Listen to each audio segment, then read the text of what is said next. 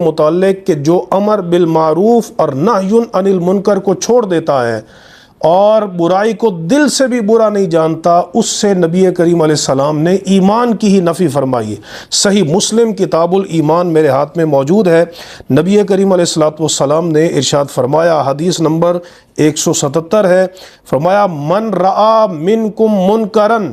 فلیغیرہ بیدی، کہ جو تم میں سے برائی دیکھے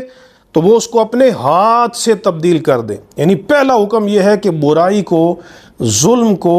زیادتی کو اپنے ہاتھ سے تبدیل کیا جائے۔ فَإِن لَمْ يَسْتَطِعْ فَبِلِسَانِهِ، فرمایا کہ اگر وہ اپنے ہاتھ سے تبدیل نہیں کر سکتا برائی کو، منکر کو، تو وہ اپنی زبان سے اسے برا کہے۔ اور جو قرآن مجید میں اللہ تبارک و تعالیٰ نے حکم دیا، ادعو الی سبیل ربک بالحکمۃ والموعظۃ الحسنۃ وجادلہم باللتی ہی احسن، کہ اچھے طریقے سے مجادلہ کرے، احسن طریقے سے نصیحت کرے، اور شائستگی اور حکمت کے ساتھ وہ لوگوں کو اللہ کے دین کی طرف بلائے۔ اور اگر بندہ یہ بھی نہیں کرتا تو حضور نے فرمایا فَإِن لَمْ يَسْتَطِعْ فَبِقَلْبِهِ، تو وہ اپنے دل سے برائی کو برا جانے۔ لیکن فرمایا وَذَلِكَ أَضْعَفُ الْإِيمَانِ، یہ ایمان کا کمزور ترین درجہ ہے کہ انسان اپنی زبان سے برائی کو برا نہ کہے، ظالم کے ظلم کی مذمت نہ کرے، اور وہ جو ہے اپنے ہاتھوں سے اس ظالم کے ہاتھ کو نہ پکڑے۔ تو یہ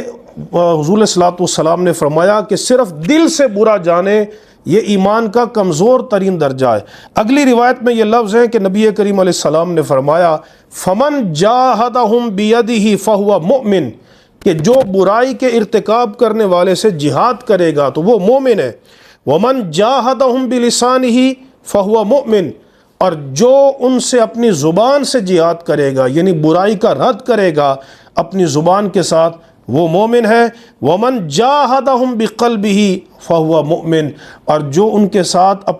اپنے دل سے جہاد کرے گا، یعنی دل سے برا جانے گا، وہ مومن ہے۔ وَلَيْسَ وَرَاءَ ذَلِكَ مِنَ الْإِيمَانِ حَبَّةُ خَرْدَلٍ، اور فرمایا کہ اگر وہ دل سے بھی برائی کو برا نہیں جانتا، منکرات کو برا نہیں جانتا، تو پھر اس کے بعد ایمان ایک رائی دانے کے برابر بھی اس کے دل میں